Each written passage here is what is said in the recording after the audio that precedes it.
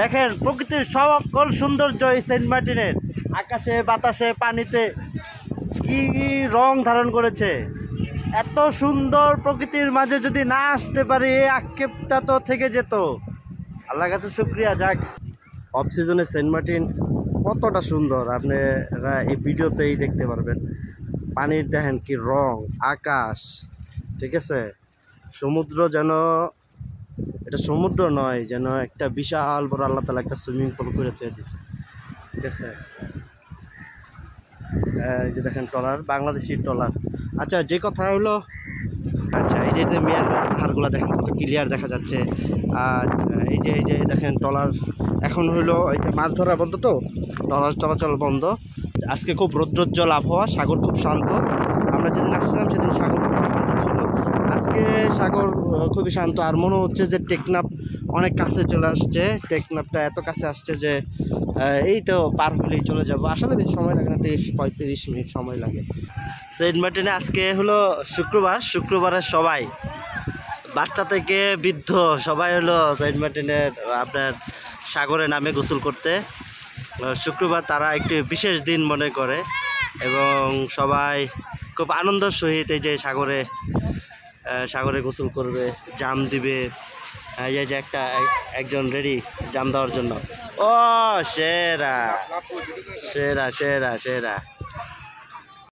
বাচ্চাদের আনন্দ দেখলে আসলেই ভালোই লাগে। এই যে এইভাবে দেখেন কীভাবে সুন্দর করে সাঁতার কাটতেছে, মানে অন্যরকম একটা অনুভূতি। সেন্ট মার্টিনের প্রত্যেকটা অংশে গেছি। উত্তর পাশে অনেক কোরাল ছিল, তারপরে জেটিঘাট তো আসছি, এটাও জেটিঘাটের ভিডিও।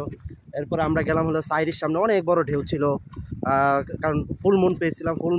ফুল মুনের সময় জোয়ার অনেক বেশি থাকে। এরপরে আমরা গেছিলাম হলো আপনার বেলা ভিস্তা যে বিচ, ওদিকে দক্ষিণের পাথরের বিচে গেছি। ওখানে আমাদের একটা প্রজেক্ট আছে, সেই প্রজেক্টে যে আমরা গাছ লাগাইছি। এদিকটা গলাচিপাতা গেছি, পূর্ণিমা রাতে ঘুরে বেড়াইছি, ঠিক আছে। তারপরে এই লোকাল খাবার দাবার খাইছি। খাবার দাবার অফ সিজন অনেক কষ্ট। এখানে ছোট ভাই ছিল, সোহেল ছিল, জুয়েল ছিল, তারপরে হলো আশরাফুল ছিল, শুভদের বাড়িতেও এক রাত খাইছি। তো এইভাবে কোনো না কোনো মতে আমাদের খাবার দাবার ব্যবস্থা হয়ে গেছে। হয়তো বা 3 বেলা আমরা ভাত খাই নাই, 2 বেলা 1 বেলা যেভাবে হোক খেয়েছি। সেন্ট মার্টিনের মানুষ খুবই ভালো। এটা হলো অফ সিজনে আসলে তাদের মানে মন মানসিকতা বোঝা যায়। সিজনে তারা অনেক কাজে ব্যস্ত থাকে, হয়তো আপনাদের অভিজ্ঞতা বেশি ভালো না। তবে আমার কাছে কেন জানি মনে হইলো অফ সিজনে যদি না আসতাম তাহলে তাদেরকে আমরা আসলে বুঝতে পারতাম না। খুব অমায়িক ব্যবহার, এবং এই সিজন মানে অফ সিজনে তাদের তেমন একটা কাজকর্ম নয়। আমাদেরকে নিয়ে ঘুরে বেড়াইছে, আমাদের খোঁজ খবর রাখছে, আমাদের জন্য কোনো অসুবিধা হয় কি না, আমাদের নিরাপত্তার বিষয়টা তারা খেয়াল করছে। আচ্ছা, এখন হলো আমরা এই প্রথম যেদিন আসছিলাম প্রায় 40-45 মিনিটের এই স্পিড বোর্ডের জার্নি করে আমরা এখানে আসছিলাম। সেদিন একটু সমুদ্র উত্তাল ছিল, এখন তো অনেক খুব কড়াকড়ি। এর জন্য শিওরকে বলা যাচ্ছে না যে আগামী সিজনে আমরা আসতেই পারবো বা আসলে বা আমি দেশে থাকবো কিনা বা বেঁচে থাকবো কিনা তার কোনো গ্যারান্টি নেই। আচ্ছা যাই হোক, আমাকে না দেখে আমি একটু আপনাদেরকে পিছন সাইডটা একটু দেখাই। আচ্ছা এই যে মিয়ানমার পাহাড়গুলো দেখেন কত ক্লিয়ার দেখা যাচ্ছে।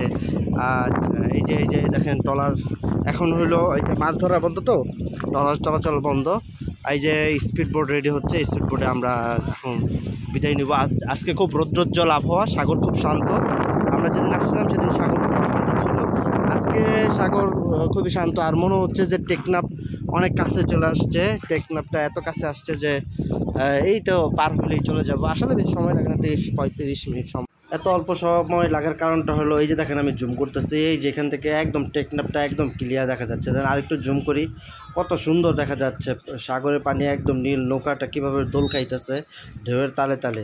এদিক দিয়ে মিয়ানমারের পাহাড়গুলোও খুব ক্লিয়ার, মানে খুব সুন্দর একটা আবহাওয়া। মানে নিজের চোখে না দেখলে আসলে বিশ্বাসযোগ্য না। নেক্সট জানে এই ভিডিওটা এখানে আমি শেষ করব।